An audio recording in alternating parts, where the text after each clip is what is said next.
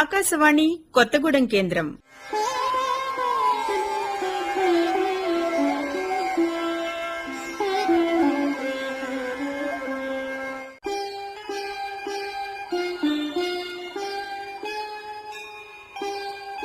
భాగవత మకరందం ధారావాహిక 12వ భాగం. రచన సమర్పణ డాక్టర్ కావూరి పాపయ్య శాస్త్రి. నిర్వహణ శ్రీ నక్కా సుధాకరరావు. ఈనాటి ధారావాహికలో నరకాసుర వధ కథ గురించి తెలుసుకుంటారు. శ్రీకృష్ణుడు నరకాసురుని వధించడానికై గరుడునెక్కి యుద్ధానికి బయలుదేరే సమయంలో సత్యభామ వచ్చి, ప్రాణేశ, నన్ను కూడా నీ వెంట యుద్ధానికి తీసుకొని పో. నీవు మహాపరాక్రమంతో రాక్షస వీరులను సంహరించే దృశ్యాన్ని నేను చూస్తాను. నేను చూచి వచ్చి నీ ప్రతాపాన్నంతా ఇక్కడ స్త్రీలందరికీ వర్ణించి చెప్తాను. దయతో నేను కూడా నీ వెంట రావడానికి అనుమతించుము అని ప్రార్థించింది.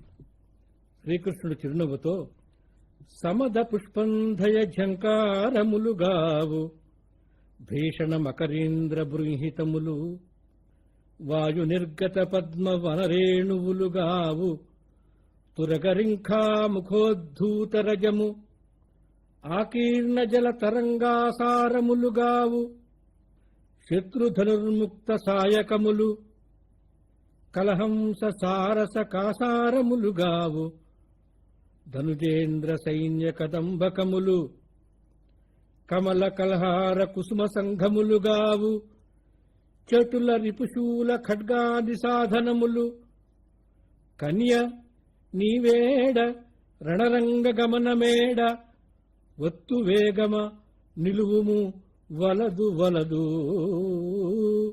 ఓ బాలా, రణరంగమెక్కడా, నీవెక్కడా? అక్కడ భయంకరంగా ఘీంకరించి ఏనుగులుంటాయి తప్ప తుమ్మెదల ఝంకారాలుండవు. గుర్రాల కాలిగిట్టల వలన లేచే ధూళి ఉంటుంది కాని పద్మాల పుప్పొడులుండవు. శత్రుసేనల కురిపించే బాణ ప్రవాహాలుంటాయి కాని నీటితో నిండిన అందమైన కొలలుండవు. రాక్షస సైన్యాలుంటాయి కాని హంసల నడయాడే కొలలుండవు. శత్రువుల ఖడ్గాల శూలాలుంటాయి కాని కమలాలు కలువపూలు ఉండవు. నీవు రావద్దు అని పలికాడు. సత్యభామ, అయినా సరే నేను రణరంగానికి వస్తాను, నీవుండగా నాకు భయమేమిటి, నన్ను కూడా తీసుకుని వెళ్ళండి అని ప్రార్థించింది. ఆమె మాటను కాదనలేక సత్యభామను తీసుకుని యుద్ధానికి వెళ్ళాడు. శ్రీకృష్ణుడు సత్యభామతో కలిసి గరుడుని పైన నరకుని పురమైన ప్రాగ్జ్యోతిషపురానికి చేరుకున్నాడు. నరకుడు సైన్యాధిపతి మురాసురుడు పన్నిన వ్యూహాలను ఛేదించాడు. అతడి శిరస్సు ఖండించాడు. ఆ పిమ్మట నరకాసురునితో తలపడ్డాడు. నరకాసురుడితో పోరాటం భీకరంగా సాగింది. సత్యభామ యుద్ధానికి సన్నద్ధమై నిలిచింది. వేణిన్ తొల్లెము వెట్టి సంఘటిత నివీబంధయై, భూషణ శ్రేణిందాల్చి ముఖేందు మండల మరీచీజాలముల్ పర్వగా, పాణ్పయ్యద చక్కగా దురిమి శుంభద్వీర సంరంభయై, ఏణీలోచన లేచి నిల్చే తన ప్రాణేశాగ్రభాగంబునన్.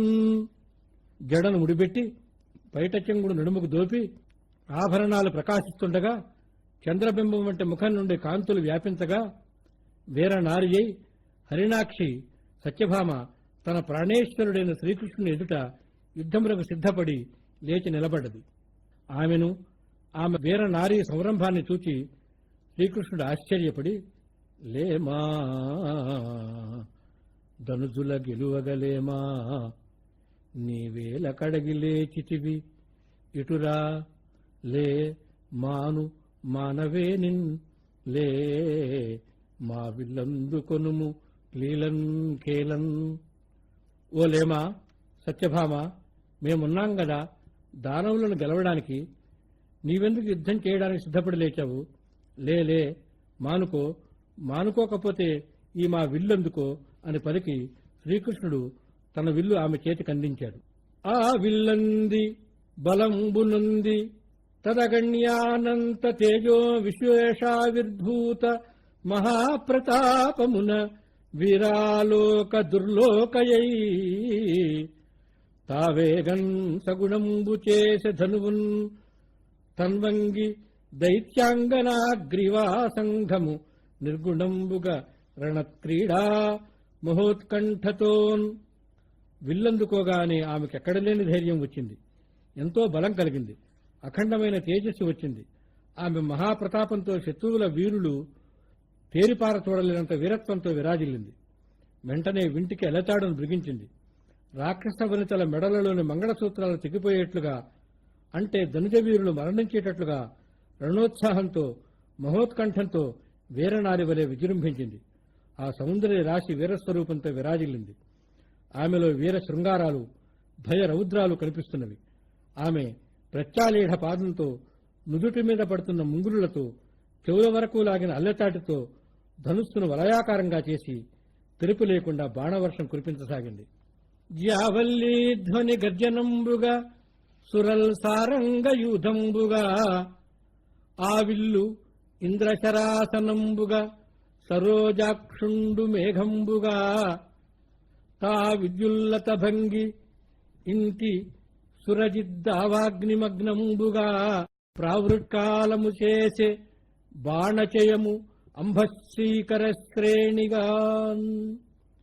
ప్రావృట్కాలమంటే వర్షాకాలం. ఆమె తన బాణవర్షంతో ఆ రణరంగంలో ఒక వర్షాకాలాన్ని సృష్టించింది. ఆమె చేతుల్లోనున్న వింటి నారి మేఘ గర్జన వలె మోగుతున్నది. ఆకాశం నుండి ఆ యుద్ధాన్ని తిలకించే దేవతలంతా బెగ్గురు పక్షుల వలె ఉన్నారు. ఆమె చేతి విల్లు ఇంద్రధనస్సుగా ప్రకాశించింది. నీలమేఘశ్యాముడైన శ్రీకృష్ణుడు మేఘంగా కనిపించాడు. సత్యభామ మెరుపుతీగ వలె ఉన్నది. రాక్షశ్రేణులనే దావాగ్నిని అంతం చేయడానికి సత్యభామ బాణవర్షాన్ని కురిపిస్తున్నది. ఆ వర్షం బాణవర్షం. ఆమెను చూచిన శ్రీకృష్ణుడు బొమ్మ పెండిండ్లకు పోనల్లనను బాల రణరంగమున కెట్లు రాదలంచే మగవారి గనినదా మరుగుజేరెడు నింటి పగవారి గెల్వనే పగిది చూచే పసిడి యుయ్యల లెక్క భయమందు భీరువు ఖగపతి స్కంధమే పగిది నెక్కే సఖుల కోలాహల స్వనములోర్వని కన్య పటహ భాంకృతులకెభంగినోర్చే నీలకంఠములకు నృత్యంబుగరపుచు అలసి తలగిపోవు నలరుబోడి ఏ విధముగా నుండె నెలమి ఆలీడాధి మానములను రిపుల మానమడప. అంతేకాదు, వీణ చక్కగబట్ట వెరవెరుంగని కొమ్మ బాణాసనం బెట్లు పట్టనేర్చే మ్రాకున తీగ కూర్పంగ నేరనిలేమ గుణమునే క్రియ ధనుష్కోటి గూర్చే సరవి మృత్యము గృవజాలని అబల ఏ నిపుణత సంధించె నిశిత శరము చిలుకకు పద్యంబు చెప్పనేరని తన్వి అస్త్రమంత్రములెన్నడభ్యసించే పలుకుమనిన పెక్కు పలుకని ముగుద ఏ గతిను నర్చె సింహగర్జనముల అనగా మెరసె త్రిజగదభిరామ గుణధామ చారు సత్యభామ సత్యభామ. బొమ్మల పెళ్లిళ్లకు పోలేననే ఈ బాల రణరంగానికి ఎలా వచ్చింది? మగవారిని చూస్తే చాలు మరుగున దాగుండే ఈమె పగవారిని రాక్షసులను గెలవడానికి ఎట్లా వచ్చింది? చెలికత్తెల అల్లాలకి తట్టుకోలేని ఈమె యుద్ధరంగంలో భీకర ధ్వనులకు ఎట్లా తట్టుకోగలిగింది? నెమళ్లకు నృత్యం నేర్పుతూ అలసిపోయే ఈ సుకుమారి ఏ విధంగా ఆలీడహాది పాదాలతో నిలుస్తూ యుద్ధం చేస్తున్నది? ఈమెకు వీణ పట్టుకోవటం కూడా సరిగా రాదే. ధనుస్సును ఎట్లా ధరించింది? చిలుకకు పద్యం చెప్పటం కూడా సరిగా రాదే. ఈమె వివిధ అస్త్రాలను ప్రయోగించే మంత్రాలను ఎప్పుడు అభ్యసించింది? బంగారు ఊయలెక్కి ఊగడానికి వెరచే ఈమె గరుడునిపైకి ఎలా ఎక్కగలిగింది? పూలతీగను చెట్టుకు ఎక్కించనేరని ఈ తరుణి అల్లెత్రాటినలా వింటికి కట్టగలిగింది. ముత్యాల మాలను గుచ్చటం తెలియని లలన పదునైన బాణాలను ఏ విధంగా ధనువు కూర్చి ఎక్కుపెట్టగలిగింది? ఈమె సింహగర్జనలను ఎలా చేసింది? ఆశ్చర్యంగా ఉన్నది కదా. ఈమె ముల్లోకములలో అందానికి పెట్టింది పేరు. ఇంతటి యుద్ధ విద్యలలో ఇంతగా ఎప్పుడు ఆరితేరిందని శ్రీకృష్ణుడు విస్మయంతో చూస్తుండిపోయాడు. సత్యభామ నరకాసుడితో చేస్తున్న యుద్ధాన్ని శ్రీకృష్ణుడు ఆశ్చర్యంగా ఆనందంగా చూస్తున్నాడు. నరకాసురుడు ఆమె బల పరాక్రమ వీరాలను చూస్తున్నాడు. రాకేందు బింబమై రవిబింబమై ఎప్పు నీరజాతే క్షణ నిమ్మగంబు కందర్పకేతువై అలధూమకేతువై అలరుపుబోడి చేలాంచలంబు భావదు పరిధియై ప్రళయార్కు పరిధియై మెలయునాకృష్టమై మెలత చాపము అమృత ప్రవాహమై అనల సందోహమై తనరారునింతి సందర్శనంబు హర్షదాయియై మహారోషదాయియై పరగు ముద్దరాలి బాణవృష్టి హరికిన్ అరికిచూడ అందంద శృంగార వీరరసములోలి విస్తరిల్లా. యుద్ధం చేసే సమయంలో సత్యభామ రూపం అటు కృష్ణునకు ఇటు నరకాసురుడికి ఒకే సమయంలో 2 రూపాలతో కనిపించింది. ఆమె ముఖం శ్రీకృష్ణుడికి చంద్రబింబంలాగా కనిపిస్తే నరకాసురుడికి మండుతున్న సూర్యబింబంలా కనిపించింది. ఆమె పైట చెంగు శ్రీకృష్ణుడికి మన్మధుడి జెండాలాగా కనిపిస్తే నరకుడికి తోకచుక్కలాగా కనిపించింది. ఆమె చేతిలో వలయాకారంలో ఉన్న చాపం శ్రీకృష్ణుడికి మన్మధుడి చుట్టూ ఉండే కాంతి వలయంలా కనిపిస్తే నరకాసురుడికి ప్రళయకాలంలో ఆకాశంలోని సూర్యబింబపు పరిధిలా కనిపించింది. ఆమె సందర్శనం శ్రీకృష్ణుడికి అమృత ప్రవాహంలాగా అనిపిస్తే నరకాసురుడికి నిప్పుల వానలాగా కనిపించింది. ఆమె కురిపించే బాణవర్షం శ్రీకృష్ణుడికి ఆనందం చేకూర్చగా నరకుడికి మిక్కిలి కోపాన్ని కలిగిస్తున్నది. ఈ విధంగా ఒకేసారి ఆమె శ్రీకృష్ణుడికి శృంగార రసమూర్తిగా, నరకుడికి వీరరసమూర్తిగా కనిపించింది. సత్యభామ పరాక్రమానికి నరకుని సైన్యమంతా చెల్లాచెదురైంది. నరకుడు నిశ్చేష్టుడైనాడు. శ్రీకృష్ణుడు సత్యభామతో, కొమ్మా దానవనాధుని కొమ్ము ఆహవమున తొలంగే గురు విజయము గైకొమ్మా మెచ్చితి నిత్యద కొమ్మ ఆభరణములు నీవు కోరిన వెళ్ళన్. ఓ సత్యభామ, దానవేంద్రుడైన నరకుని కొమ్ములు విరిగిపోయాయి. అతడి గర్వం అణిగింది. ఈ విజయం నీదే, నీకు కావలసిన ఆభరణాలు కోరుకో అన్నాడు. ఆ తరువాత శ్రీకృష్ణ నరకాసుల మధ్య పోరాటం భీకరంగా జరిగింది.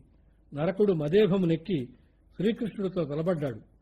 సమదేభేంద్రమునెక్కి భూమిసుతుడు ఆ చక్రాయుధున్వైవ శూలము చేబట్టిన ఎంతలోన రుచిమాలాభిన్న ఘోరాసురోత్తమ చక్రంబగు చేతి చక్రమున దైత్యధ్వంసి ఖండించే రత్నమయోదగ్ర వినూత్న కుండల సమేతంబైన తన్మూర్ధమున్. నరకుడు శూలమును చేతధరించి శ్రీకృష్ణునిపై విసరపోగా అసంఖ్యాకమైన రాక్షసుల శిరములను ఖండించిన తన చేతి చక్రంతో శ్రీకృష్ణుడు నరకాసురుడు రత్నకుండల సహితమైన శిరస్సును ఖండించాడు. ఈ విధంగా నరకాసుర వధ జరిగింది.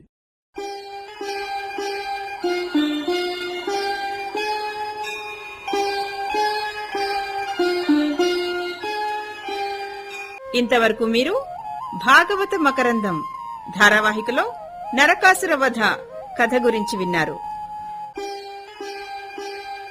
రచన సమర్పణ డాక్టర్ కావూరి పాపయ్య శాస్త్రి. నిర్వహణ శ్రీ నక్కా సుధాకరరావు. ఈ ధారావాహిక 13వ భాగం వచ్చే సోమవారం ఉదయం 7:15 వినవచ్చు. ఇందులో కుచేలుని కథ గురించి తెలుసుకుంటారు.